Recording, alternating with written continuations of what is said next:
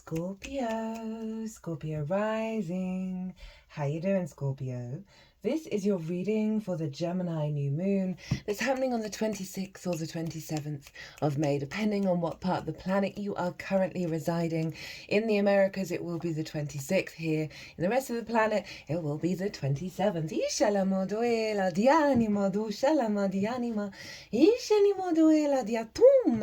My name's Chloe. I work with card divination, astrology, and as you just heard, and as you can see, I channel multi-dimensional energies through my body, both in the form of physical and vocal light language. All of this is going to bring through healing, attunement, and activation codes throughout the reading.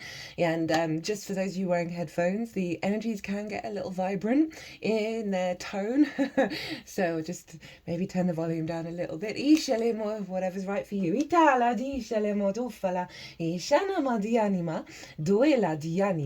Now, I read for the rising signs. So for those of you who do not have Scorpio in the first house, look to the house it does fall in. Look to the themes of that house, and you want to apply those themes along with all the other meaning you've got going on in the sign of Scorpio to the messages that come through in this reading. It's going to be as if that Scorpio energy, wherever it falls in your natal chart, has now energetically moved to the first house. So the astrology of the rising sign will always still link in. You've just got to add on your own natal chart meaning on top of it. For example, I've got Scorpio in the 4th. I've got Pluto, Vesta, South Node, and Saturn. They all hang out there. So I bring all of that meaning into this reading. As always, take what resonates, leave what doesn't. Now, there is a collective reading for this new moon. The vibrational frequency of that reading was insane. It was so fast, playful, curious, complete vibe shift to what we've been going through. Very upbeat, very positive energy coming through. This is a glorious moon. So in that reading, I break down the astrology in way more detail of how the celestial bodies are talking to each other that form an energetic blueprint, a frequency that gets embedded in our energetic field and then unfolds over the next 6 months. So I really get into the weeds of the astrology. There's a lot going on. It's all lots of sextiles and trines. It's really beautiful. I also pulled collective tarot. That was really powerful. And I got a transmission from one of my guides in English, which doesn't happen very often. It's getting more and more. So we'll see the unfolding of that one. And that was a really powerful transmission. So if you're curious about all of that, pause this video, go watch the collective. It's just going to bring more depth and nuance to your understanding of this transit. And this is going to be an energy that we're working with over the next 6 months. And then come back to see this and see how it affects the Scorpio area of your chart, because it acts as a baseline for the all 12 sign series. So Scorpio, my loves, we're going to get 3 cards from this deck as I'm talking about the astrology. The first card is going to be what's the activation that's coming in for you with this new moon. We're also going to get a card on how to work with that energy, what to focus on, or how to amplify it. As well as the third card is going to be what blessing is Jupiter leaving behind in the sign of Gemini as it leaves and moves into the sign of Cancer on the 9th of June. I thought it would be very appropriate for the Gemini new moon to bring that in, because obviously Jupiter is in Gemini and it will be moving before the Sagittarius full moon. So we're going to see what blessing we're going to get. We've also got the card, we're going to have the card at the bottom of the deck that is going to act as the root energy of the activation. So what's the underlying energy of what's unfolding? And we're working with 3 different oracle decks, and I'm going to get those cards at the end after the tarot. So my lovely Scorpios, where is this happening for you, Scorpio rising? Well, it's happening over in your 8th house. Now, the 8th house is the house of transformation. It is about the outside world's resources and your interaction with them.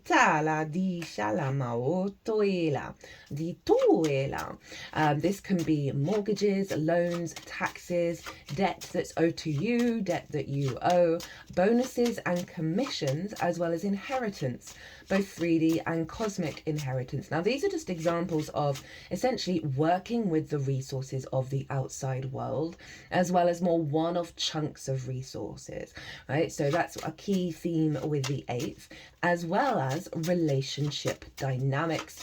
It's the exchange between you and anything other than you, the give and take of it all, right? So it's relationship dynamics, right? Time, the exchange, the giving, the receptivity of time, money, energy, intimacy, ideas, all of that dynamic with the outside world, right? We can have scarcity complexes here, fear mindsets, codependency, attachment disorders. We can have hyper independence, greed. All of those things are kind of wounds where we're out of balance with the outside world and ourselves. It's also a very, very psychic house. And so it's your relationship dynamic with source as well as the resources from source. So powerful new moon, high vibrational moon coming in your 8th. So intentions you can set with a new moon is to elevate the reciprocity between you and the outside world, strengthening your relationship dynamics that serve you for the long term, opening up more play and experiences and opportunities with the outside world. You know, for some of you, if you're looking for a mortgage, it's a great new moon to set that intention around strengthening your psychic ability with connections to source, with the resources of source and your relationship dynamic with source. Very playful energy, very curious energy. You have that with Gemini. Lots of lots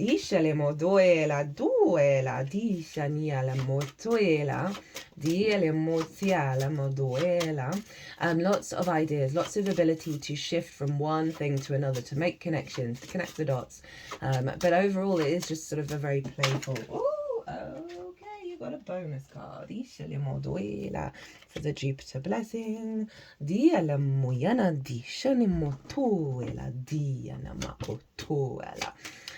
You can also set intentions, you know, even if you've moved through a lot of difficulty around scarcity or hyper independence, you know, those things that is called out about being out of balance.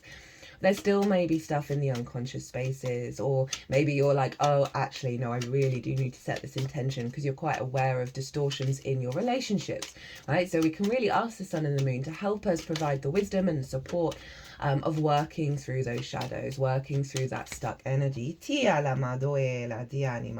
That's so fun. Oh, okay. So you've got, I just want to show you, lots of cards fell out. I'm going to put them all back. But this was the shadow, and then wisdom, judgment, good judgment, Gaia, getting back in touch with your interactions with the outside world, being at peace within yourself, right? Rather than externalizing the need of healthy relationships. And then we get connection. They're all going back. We'll see if any of them want to come out, but that was pretty powerful. That was really powerful, little Scorpio. That's completely thrown me. Oh yeah, of setting that intention of, okay, maybe there's just something within me that I need to work on. They've all just come out again. They've all just come out again. Okay, I'm gonna put these here. It's not every single one this time. I'm just gonna get another one to see, like, because we've already got that.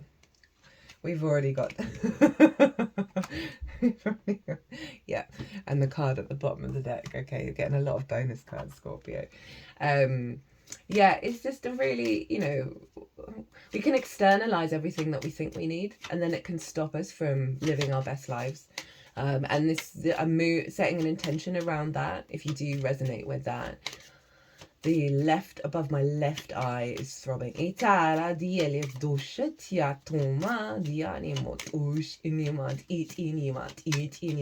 just heard we are creating a grid work, a formation of a grid work to allow you to receive the messages. The pathways have been cluttered. Time for a spring clean. Okay,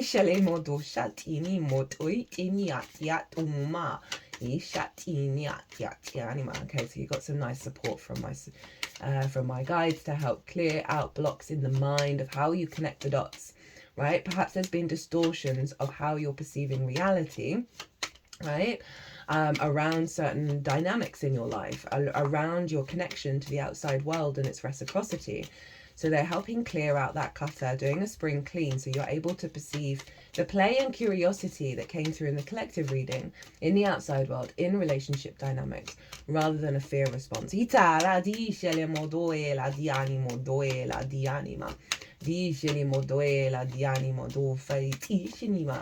just heard great wisdom is being downloaded into your vessel so you can accelerate this process. The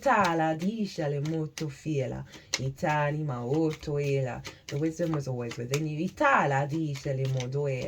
This element of trickster energy with Gemini has restricted this in order for you to solve riddles. The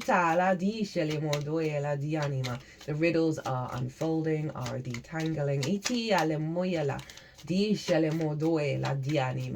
And in its place is an activation of play.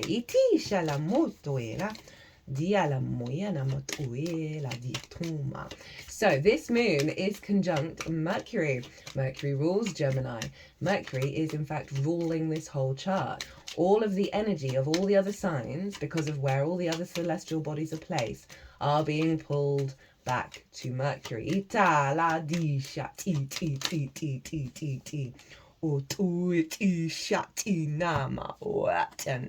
So this is making it a very holistic moon, i.e. the whole chart is being funneled into this 8th house. So the wounds from the whole chart are getting cleared out. I mean, I know that's a very sweeping statement, but at least an element of them.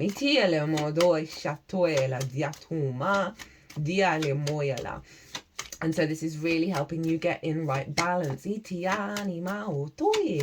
Now, not only is Mercury conjunct the Sun and the Moon, but Uranus over in the sign of Taurus. It's out of sign conjunction, but it's still a conjunction. And Uranus is the great liberator, right? It wants you to be confident being yourself, being your unique self, without fear, without worry. Very maverick, very inventive energy. And that's in your 7th house of the other, where your relationship, your significant relationship with Source shows up. So that's important people in your life. So liberating wounds around the other that have blocked your capacity to receive. Oh, they're doing some clearing. I can feel it in the heart. So very powerful stuff here.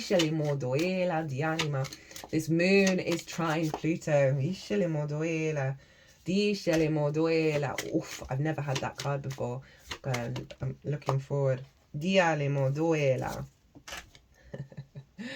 I'm going to... okay, they wanted the one at the bottom of the deck, but the energy's over there. Got a lot of cards. I haven't even halfway through the astrology, I suppose.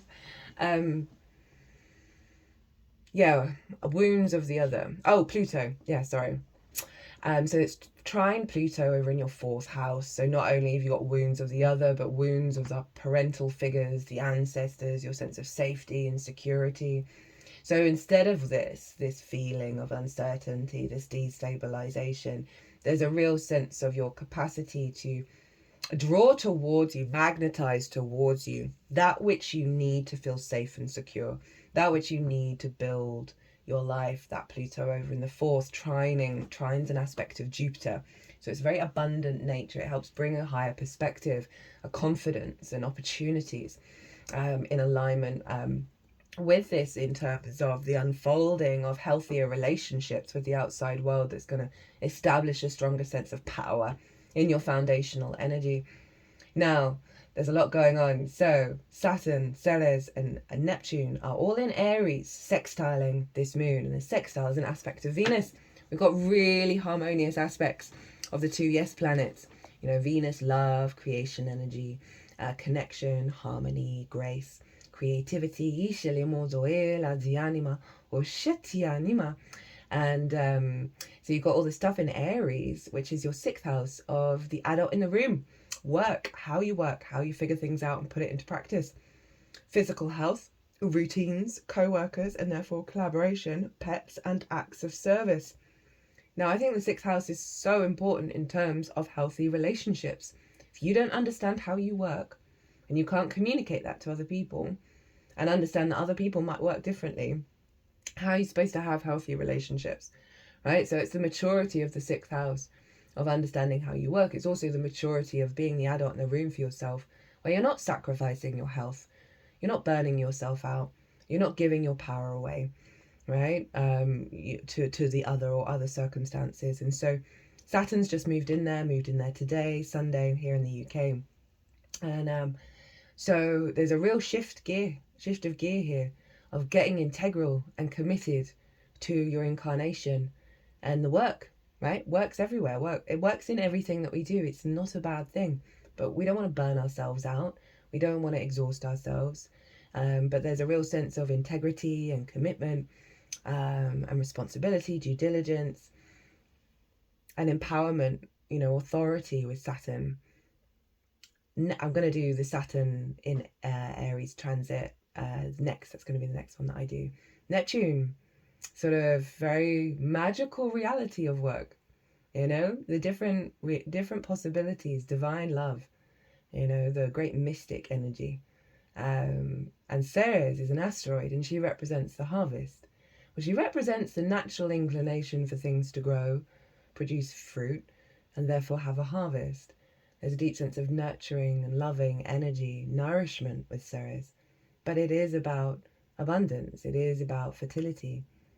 And so this is all in alignment with this moon, of things really working that serve you, that serve your health, that serve how you work with other people. It's also you being in your power in a greater way, in alignment with the outside world, in a way that is respected, not distorted. I'm also getting that you're going to get a lot of messages, a lot of communication with source, that you're going to be very creative of putting to work and infusing that inspiration, those downloads. You were getting a lot of transmissions in this reading, which hasn't happened the same way in any of the other readings. So that seems like a really loud clue of heightening connection to source, your relationship dynamic with source, that's in alignment with how you build in the world, which is really beautiful. Now, Mars rules Aries, and so is influencing what's going on in Aries, and it's in the sign of Leo, which is ruled by the sun. So this energy is being pulled towards this moon in different ways. And that's up in your 10th house of life path and career, visibility and reputation, how the big outside world sees you. And so we've got this real influence of how you build in the world, in terms of the reciprocity with the outside world, however that resonates with you. And Mars is trine Venus and Chiron in Aries. Now, there's been a lot of Venusian wounds coming to the surface. Venus is making her yearly conjunction to Chiron. And they've been difficult, but we're transmuting through it back to our agency, our independence, our passion, our courage, our freedom, of how we connect and how we love. And I love Venus in the 6th. She gives great ideas around what work to do, great brainstorming energy. You kind of fall in love with certain things again. Itala di anima. But that's been a little bit restricted with coming into conjunction with Chiron, the wounded healer, the master teacher, right? So transmuting poison into wisdom. And the trine, again, another trine with Mars over in your 10th house, is perhaps releasing a lot of wounds around how you work with other people, how they perceive you, how your work is perceived. And really releasing that, because Leo rules the heart, and Mars moving through Leo is really realigning us to the heart around our motivation and drive in terms of the path. And so I just feel there's a lot of inspiration coming through for you over the next 6 months that is going to give you the drive and the motivation to walk that path, whatever that may be. Whether you know your path or not, I think you're going to get a lot of support from source, from the outside world, that is just soothing you and allowing more flow to come through. Itala di scelimo fala di anima. Final bit of astrology. So Jupiter is at the later degrees of Gemini. It's still in the same sign as this new moon, so it's still influencing it very strongly. Is trine Pallas Athena over in the sign of Aquarius. And Pallas Athena represents wisdom, maturity, long-term thinking. And so we've got this very abundant Jupiter helping find a higher perspective in it with your interactions with the outside world around reciprocity, of how you perceive and connect the dots with information. feeding into Pallas Athena in your home, your roots, your foundations. Now, some of you, this is very much about buying that house, getting that mortgage, because the fourth house does represent the home. But figuratively, it represents your foundations and how you build. It's also where the ancestors are. And I feel like this is the playfulness of Gemini is really being anchored by Pallas Athena and Saturn, two of the most mature energies on the chart, of this play and this curiosity is serving the long term. This being open to different possibilities is serving the long term. And it's all anchored in those opportunities are in alignment with your longer term goals of how you build in the world and how you feel safe and secure and how you nurture yourself at a fundamental level. Excuse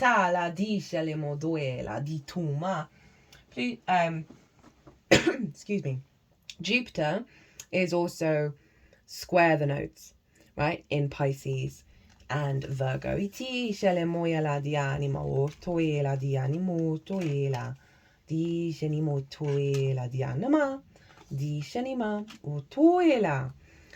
So there's, big node energy, which is why this feels very powerful in its playfulness, that is allowing us to step more into play in alignment with the unfolding of our evolutionary path. So my loves, my Scorpios, this is the activation. So let's see what it is. 3 of Cups. I love this. I love this for the 8th. Because this is about the play and the reciprocity and connecting in a harmonious way. These figures, they're all in union with one another. They all have the same amount. There's a real sense of sharing is caring, enjoying that camaraderie, the interaction, the play, the abundance, the joy, the resonance of connecting with the outside world. You and your support team, you with Source, your emotional body feeling that joy, feeling that resonance. I mean, it's a really straightforward energy. And again, it's connecting the dots. We've got 3 there and they're all connecting with each other. So there's a union of your emotional body, of the love that you're feeling within yourself, of your emotional flow that is helping you connect the pieces together, right? This isn't the fear state. This isn't the worry of whether you're going to get the resources that you need or whether the relationships are going to show up how you want them to. This is you being in your flow. This is you being in alignment. It's also kind of referencing things that there are going to be things that are worth celebrating. Okay. How to amplify this energy, what to focus on to help facilitate that 3 of Cups. The Tower in reverse. This is a Mars card, who is your ruler, Scorpio. This is so appropriate for the 3 of Cups in the upright. And I don't usually get this message with the Tower because the Tower is a very spiritual card. This is like, stop expecting the Tower. Focus on the tower. The Tower moments aren't here. Stop expecting everything to be destroyed, for there to be chaos, for there to be drama, and for the destruction of your hopes and your dreams and your desires and how they manifest and things always going wrong. Like, there's such a clear message of focusing on the release, focusing on the unfolding, focusing on the joy, focus on the building rather than the pulling of things down. And this kind of feels like you've gone through this in the upright, of lots of structures needed to come down in order for this alignment to come in. Now my third eye is throbbing, or the energy around it, above it, is throbbing, the link between that and the crown, right? So there's a real sense of divine clarity that you have that's come in because of all these towers pulling everything down. It's allowed you to build from your true frequency and your true connection with the outside world beyond the fear mindset, right? This is so powerful. Okay, so you got a bonus card with the blessing from Jupiter, and the card that's the bonus card is very appropriate for what's going on. We've got the 4 of Wands and the Chariot. Now the Chariot is Cancer's card, whereas Jupiter is headed But I love this energy if we take that out. So the Four of Wands is kind of doubling down on there are things to celebrate. You've put in the work. The harvest is coming in. There are things to celebrate. This is also about collaboration. You know, in order to get the harvest to come in, you need a fair amount of people to put in the work. And so this is saying that there's this energy around collaboration, co-creation, and work paying off. This is a big milestone. This is a very uplifting energy. This happens to be Venus in Aries. So there's a sense of an upgrade, because an upgrade around the way that you work, an upgrade of work, and your confidence in that, you're feeling sated in it, you're feeling good about it, that it's allowing you to open up for more opportunities of things coming through from the outside world, right? So it's a high vibrational celebration energy. And the Chariot, love this for the 8th, because the Chariot is about moving around out in the world. But you see, there are no reins. The Charioteer is not trying to control where it's going. It understands it's already in alignment, and whatever's going to unfold is serving its purpose. It's a confidence card. It's a victory card. These are big kind of celebration energies or victory energies of, you know, having achieved a certain amount of, having achieved frequency through work, through diligence, through awareness. You are now coming into a higher state of alignment, right? A higher frequency where you're not having to control or do, it's not that there isn't work to do, but the mindset around work of, you know, we got to work on relationships. We got to go out there and, you know, experience the outside world in order to, you know, have opportunities, you know, all of those kind of things. And this feels like a really nice vibrational alignment that Jupiter's leaving for you in the sign of Gemini, where, you know, we can think one thing and then another thing very quickly, and kind of whiplash is often a word that I use with Gemini, of not feel settled, right? It's a really fast sign. It's the fastest sign in the zodiac. And this feels, even though that we haven't got any pentacles here, this feels really grounded. This feels really grounded, that's allowing movement to happen without you feeling destabilized, without you second guessing yourself or thinking that like switching from one perspective over how things are going to turn out from one side to the other. Love it. As I said, Jupiter's moving into Cancer, so that's a really powerful energy you've got here already. That the vibe of Cancer is already showing up. Okay. Let's see what's at the bottom of the deck. As the root energy underneath the Three of Cups. Five of Swords in reverse. For me, this card is the most difficult card in tarot in the upright. It's a bully victim cycle, right? So that could be the Gemini energy of always kind of being in conflict in your mind, which means there isn't like a clear conduit of energy as you connect to the outside world, right? That sense of either being very greedy and taking everything for yourself because you might have been a victim, right?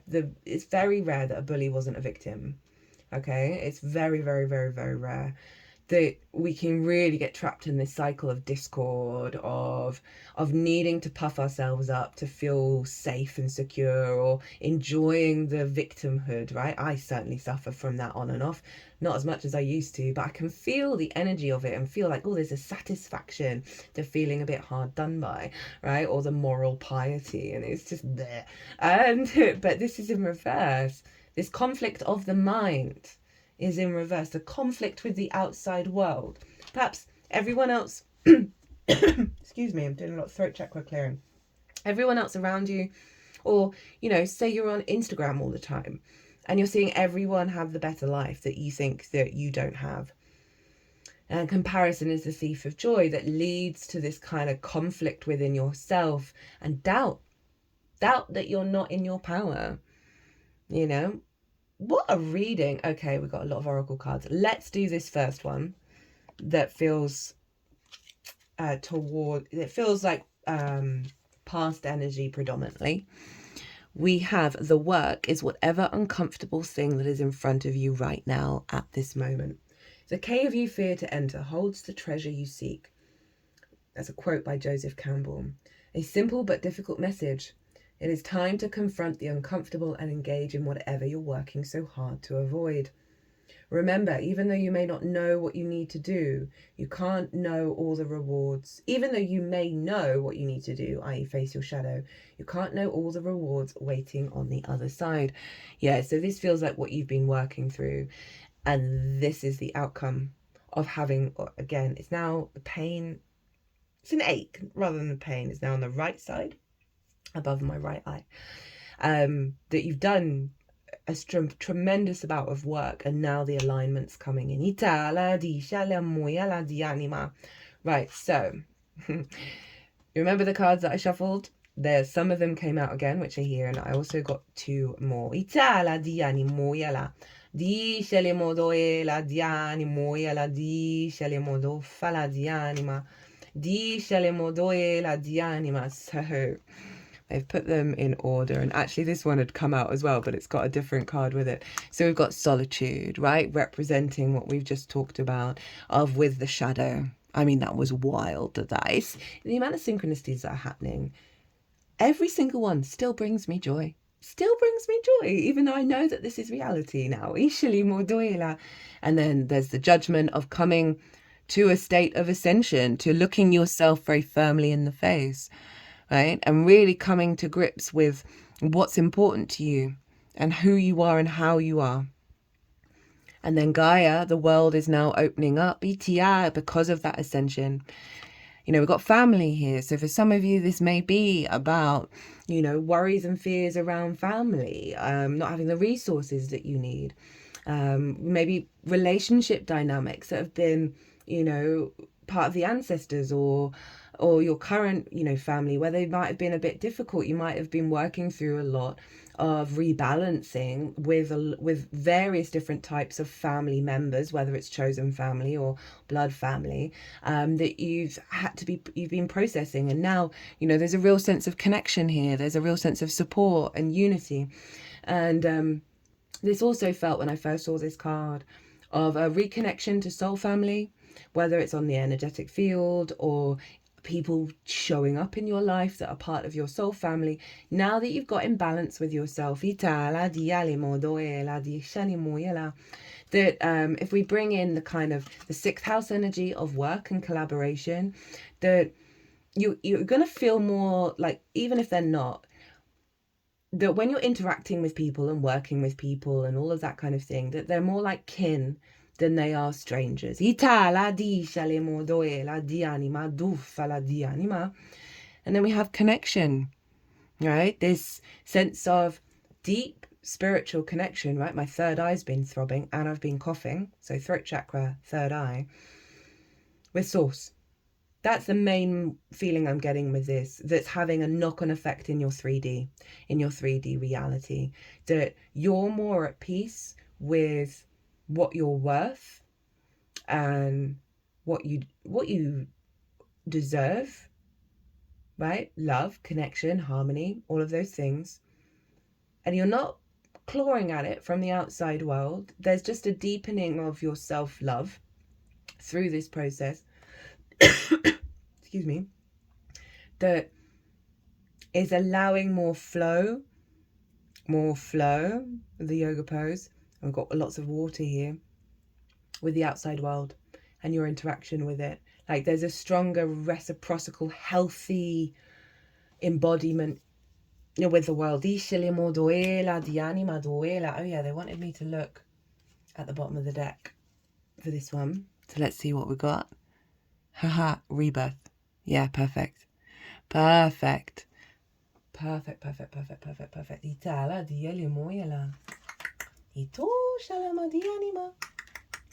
Di shanima. Dialema doela dianima. Di shini moyala dianima. Oto ela dianima. Okay, so we're going to go with the card that I have never had from this deck before. I never look through decks because I don't like spoilers. You don't hate yourself. You hate not being yourself. Oof. I think we all need to hear that. If you think you hate yourself, that means you split into 2. Hello, Gemini, you and yourself. Certainly, one of you must not be real.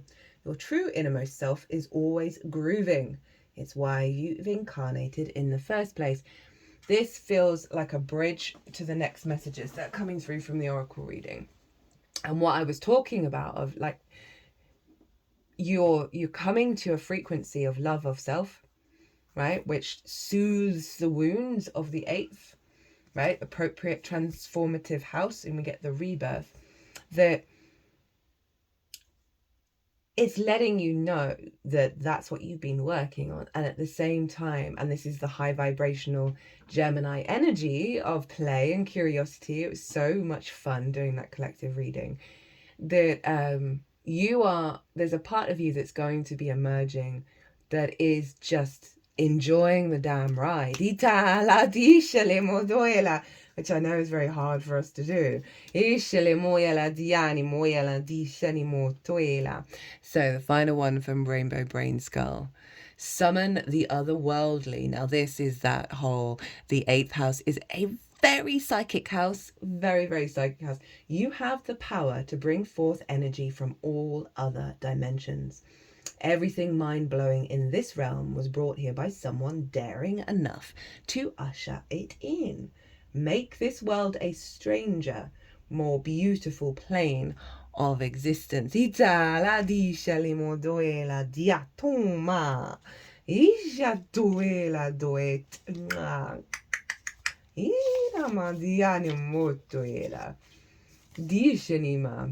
That feels linked into the transmission that we got earlier on in the reading around there. They're clearing out the clutter of the neural pathways.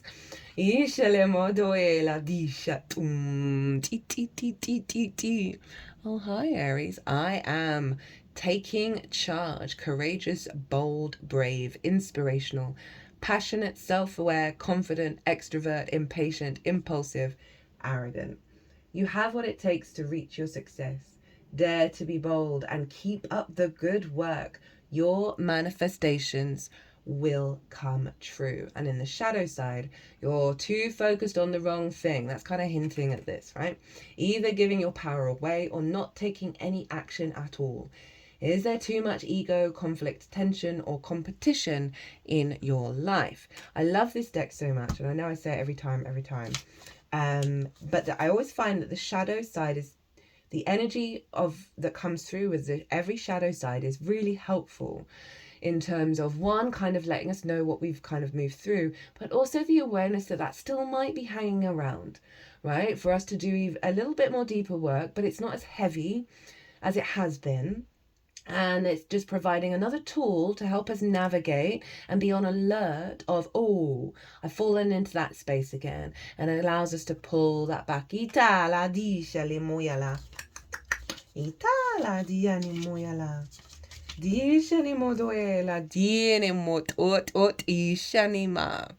Serious. The student, master, teacher, cosmic upgrades. Yeah. Water connection. 3 of Cups. And this card right here is just, can we just bask in this really, really serene energy? And like the reflection of your multidimensional self with the 3D in union.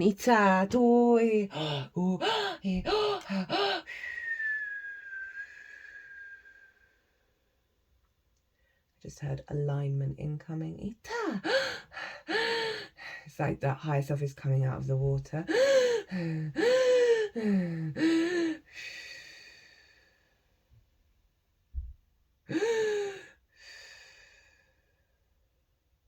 And I've just had a really big upgrade today.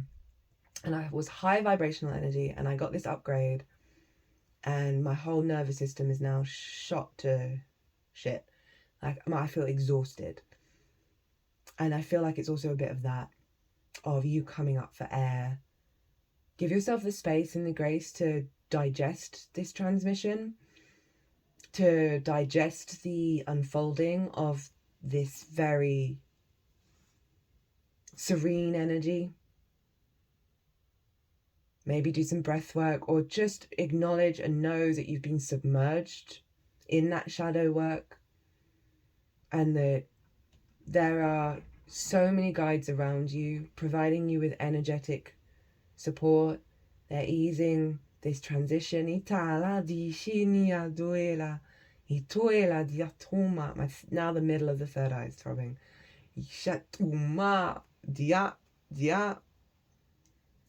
Water connection, Egypt, Atlantis, Lemuria, animals, nature, sensitive, creative, artist, peacekeeper, cosmic purpose, healer, music.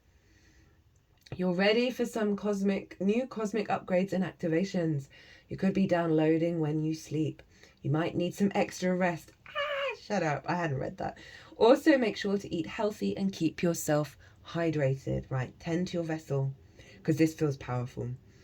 Shadow, there is a lesson to be learned before you're ready for the next stage of your ascension. You cannot skip this step or try to avoid it.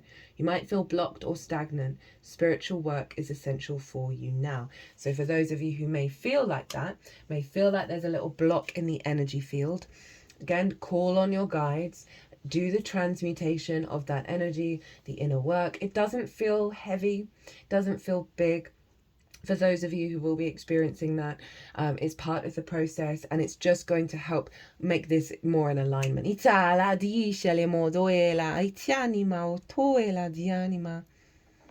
Uranus, light of illumination, a shaky rebirth, sudden and unpredictable changes. Yeah, we got the rebirth. Oh, this is one of my favorite cards. We got growing, falling apart. I'm going to read this. It's genuinely one of my favorite cards and always comes out for me when I really needed to hear it. There is no new without shedding of the old. What can you weed from your garden to allow something new to grow? That so often the process of evolving, I mean, we all know this, is the shedding of the old, right? And this might be a little hint of like, if you've got a garden or you've got some plants that've got some weeds in them. I mean, weeds, predominantly most weeds have medicinal purposes, so go with your intuition. But there's something here of tending to your garden, tending to your physical vessel, and really taking care of yourself as you expand and things dissolve. And with the Tower in reverse, that can be an inner pulling down of structures rather than external stuff, right? And it doesn't feel heavy. It feels like the honoring of the experience of the dissolving of the, they did say that they were clearing out the clutter, right, internally of that process. And there may be times when you're exhausted, and just rest. Don't try and push anything. And Scorpio, I'm going to leave it there. Otherwise I could keep on reading for you, because this is, I'm talking in a way that I don't normally talk. And there's a softness there, but there's a solidity. I really feel like a lot of love and a lot of care in the tone, very sort of maternal and grounded energy that's coming through for you. Scorpio, what an honor and a privilege. I hope you enjoyed this reading. I hope it resonated. If you want a personal reading, all my details are in the description box. But other than that, my loves, Scorpio, be good to yourselves, be good to those around you, safe travels, and be well until we meet again.